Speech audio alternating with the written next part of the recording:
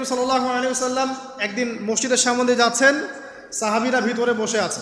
সাহাবীরা কোন একটা বিষয়ে কথোপকথন করছেন। নবী করিম সাল্লাল্লাহু আলাইহি ওয়াসাল্লাম জিজ্ঞাসা করলেন, তোমরা কি নিয়ে কথাবার্তা বলছো?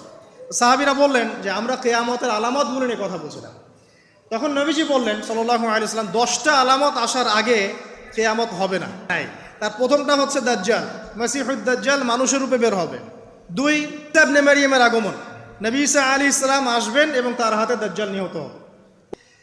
3 নাম্বার হচ্ছে দাব্বাতুল আরদ, জমিন থেকে একটা অদ্ভুত প্রাণী বের হবে যে মানুষের সাথে কথাবার্তা বলবে। আর কি? ধোঁয়া, এই ধোঁয়ায় আকাশ ছেয়ে যাবে।